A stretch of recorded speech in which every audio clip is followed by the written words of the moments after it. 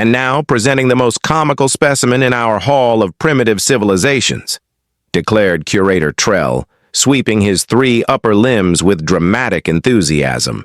The ever-bewildering tale of Earth's humans.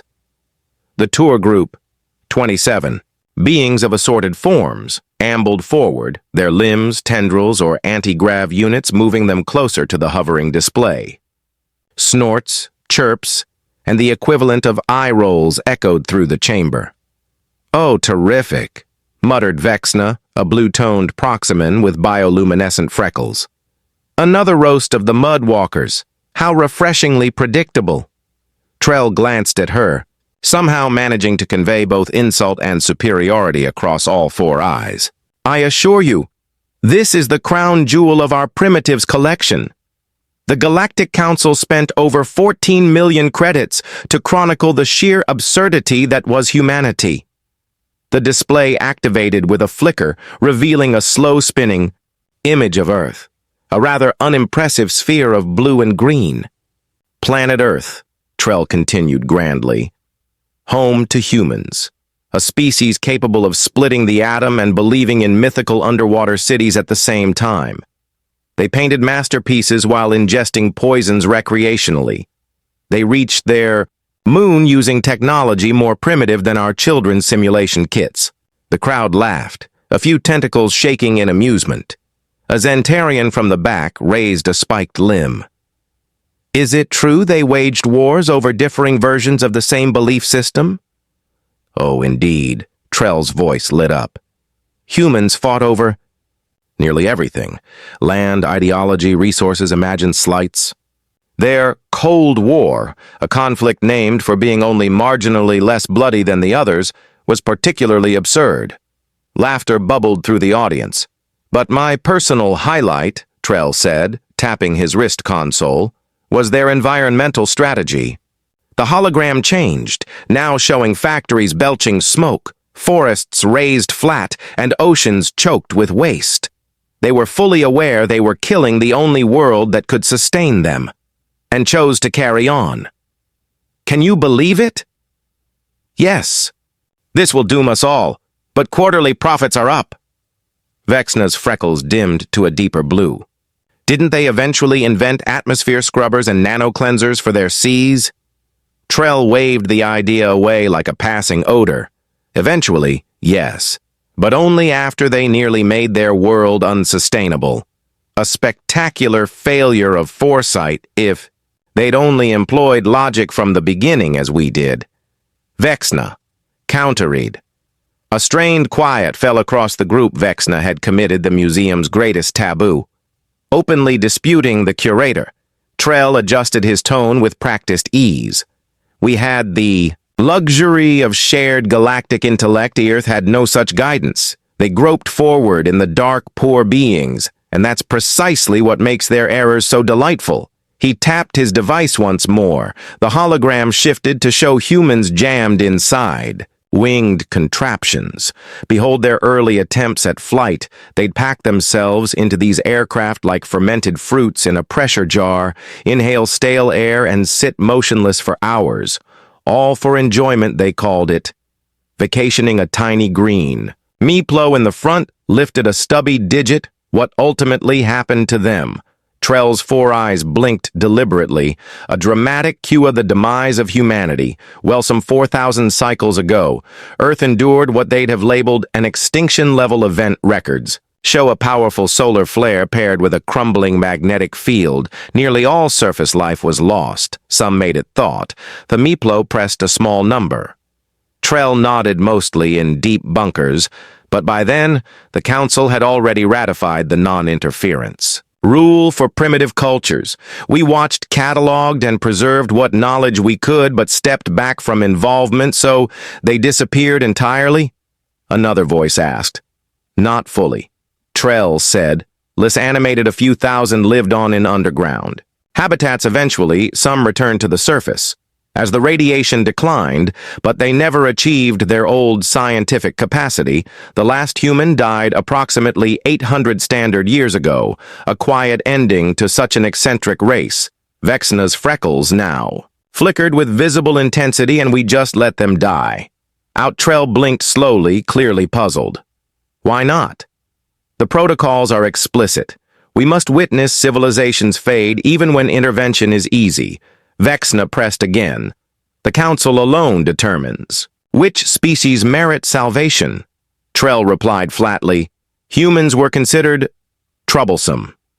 Vexna questions the official narrative. Aggressive, unstable, the Council labeled them a threat unfit for integration into galactic society. How convenient, Vexna, muttered Trell. Made a sound akin to a cough or a throat clear depending on one's species moving along. Now here's their primitive foray into artificial intelligence. They genuinely feared it might achieve consciousness and annihilate them.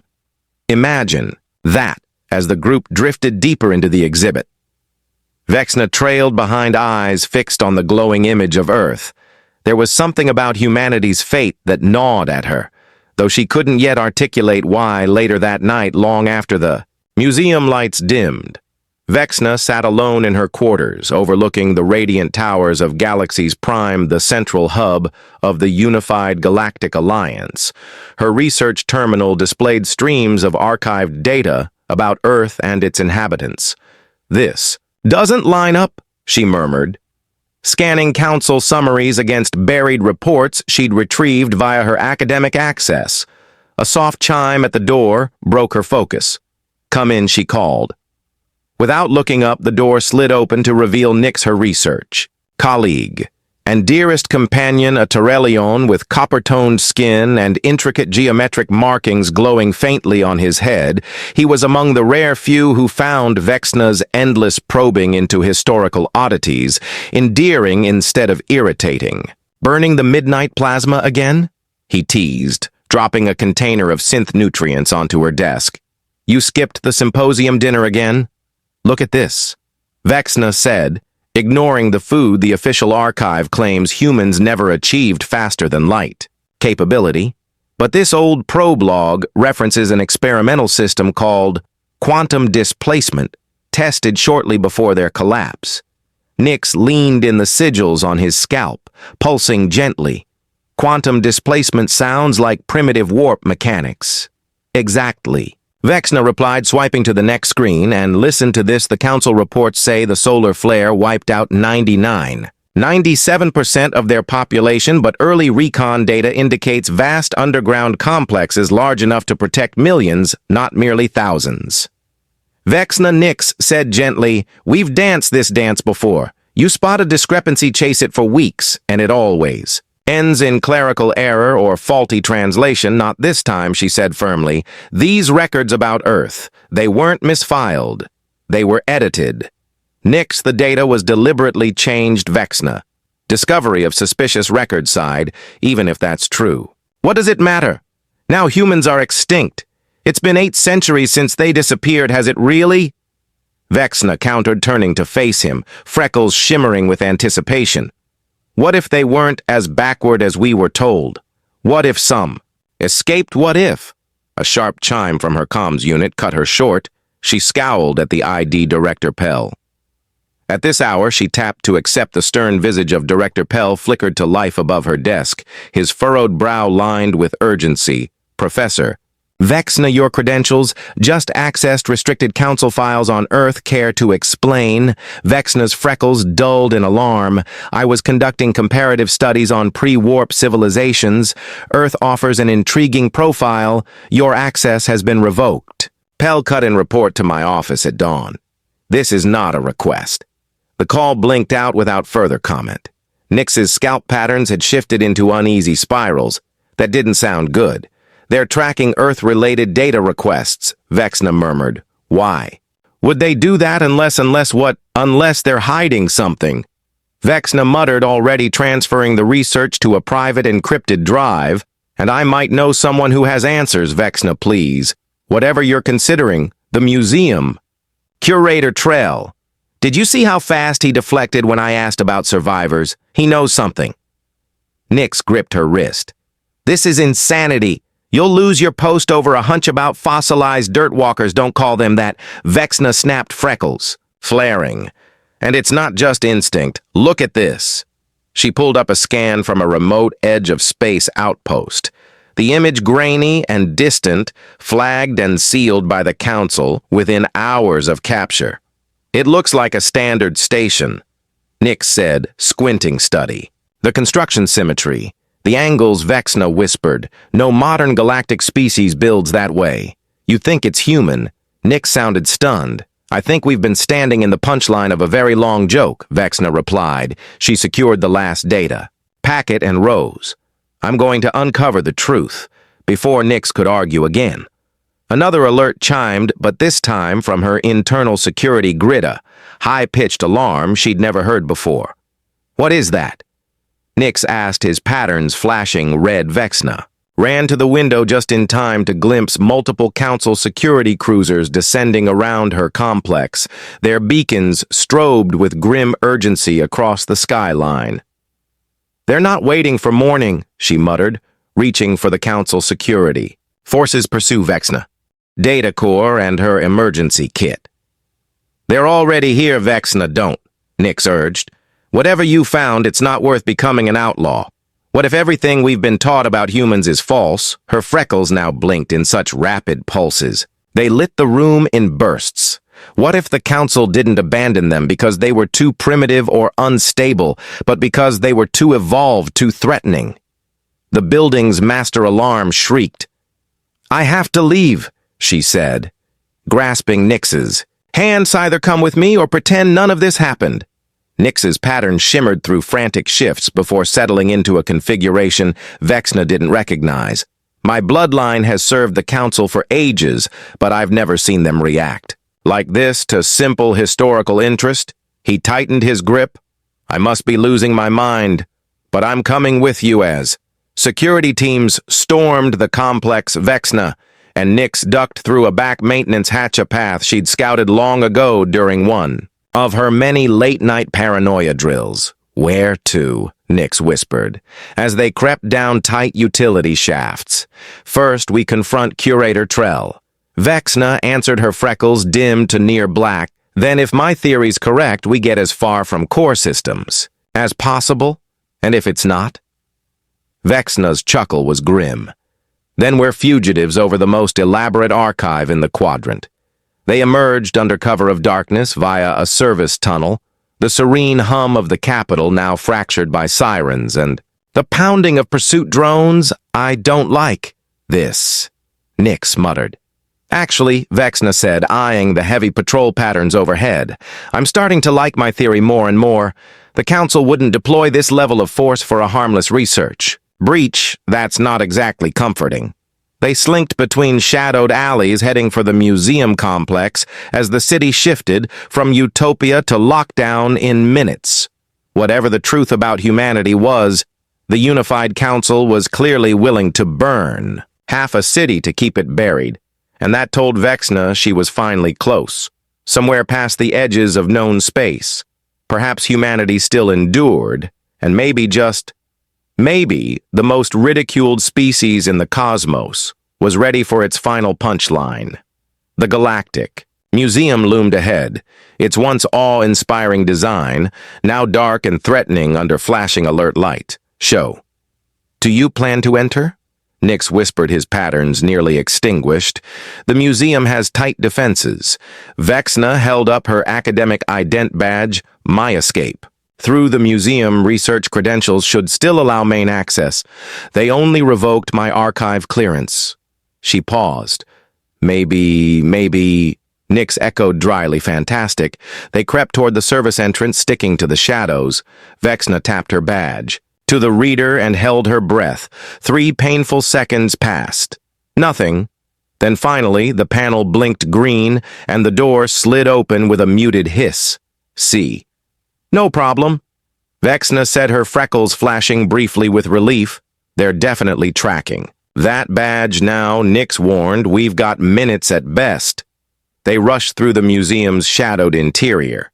Dim nightlights threw long silhouettes across relics of extinct species and crumbling empires. Where would Trell be at this hour? Nix asked, Curator. Lodgings are on the upper tier, but first we make one detour Vexna veered toward the Earth exhibit. This isn't the time for detour strust meth. Earth display loomed still and unlit, the suspended globe hovering silently in the center of the exhibit. Hall Vexna approached the curator's terminal and placed her palm against the reader. The console acknowledged her credentials, and the exhibit flickered to life. "What are you doing?" Nix whispered harshly, confirming a suspicion. Her hands moved quickly. Across the controls, every exhibit has public data and internal curator logs. I need to see what's behind the glass. The planet shifted. Instead of the peaceful blue orb they'd seen earlier, the hologram revealed a world encircled by towering orbital. Arrays colossal elevators stretched from surface to space. Entire fleets stationed above the atmosphere. That doesn't look very backwards to me. Nix said, his pattern flashing in stunned gradients. Not remotely Vexna rapidly downloaded the contents to her secure storage. This confirms if humanity had outposts on Mars, Europa, and Titan. They were mining deep within their asteroid belt, and this she pointed to design schematics marked Q, D propulsion prototypes. They were already testing quantum displacement tech, just like I guessed.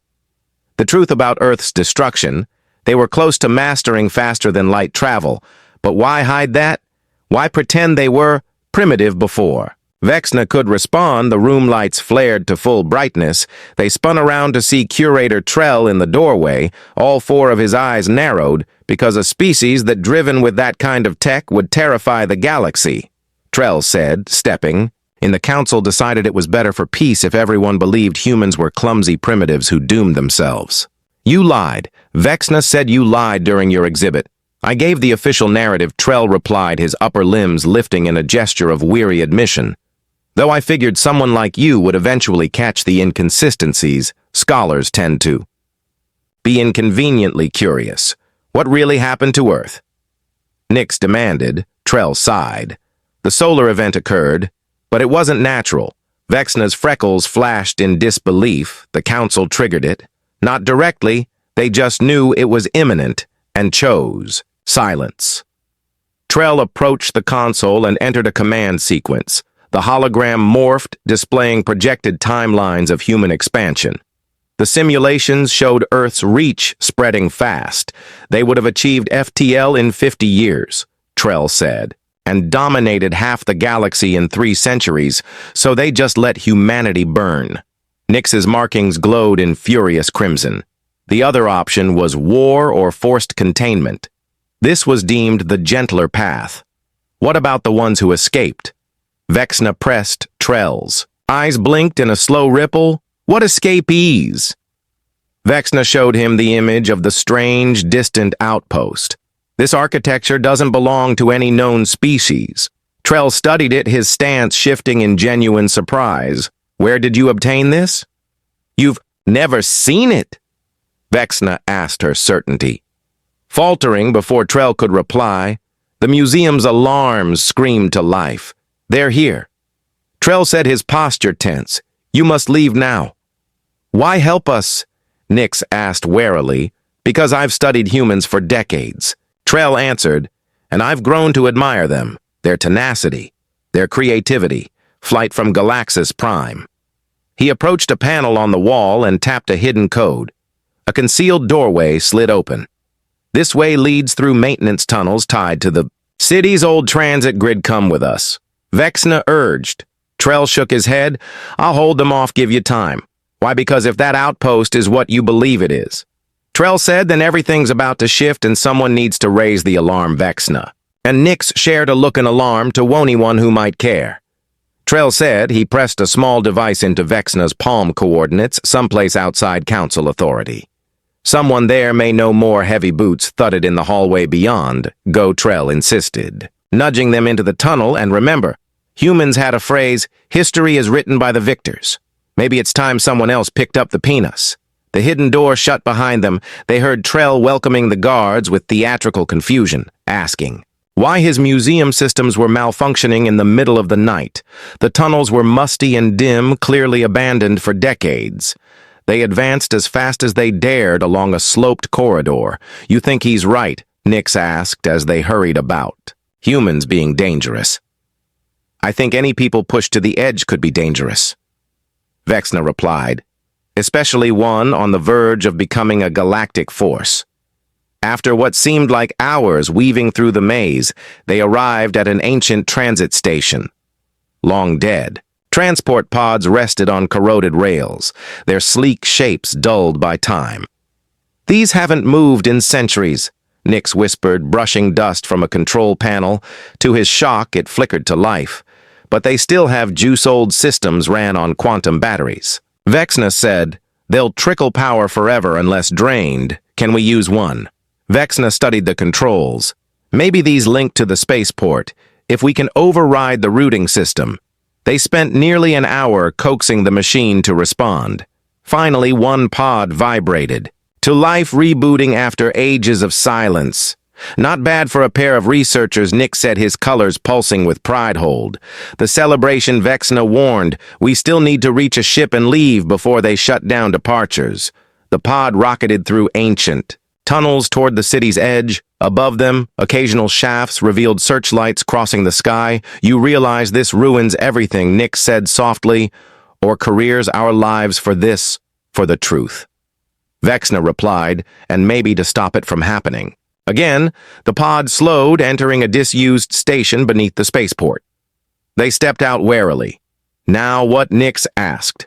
Vexna checked the device. Trell's coordinates point to the outer rim. "We'll need a long-range ship." "You mean we steal one, borrow?"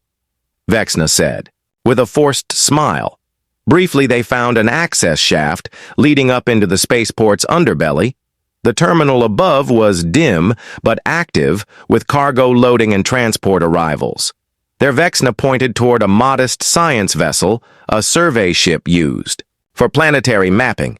"I've flown one in the field, limited defenses, great engines and sensors, and barely any guards," Nix noted, seeing one lone worker scanning containers. They waited for him to move on, then dashed across the tarmac to the entry ramp. Vexna's clearance still worked for basic academic vessels despite the archive lock within minutes. They were inside the cockpit, running rapid system checks. Security's reacting, Nix warned, watching screens flash with alerts launching. Now Vexna said, her freckles flashing as her hands danced over the controls. Hold on the clamps disengaged with a clunk, and the ship surged skyward, alarms screaming behind them as pursuit crafts launched. "They're coming up fast," Nix said, eyes locked. "See."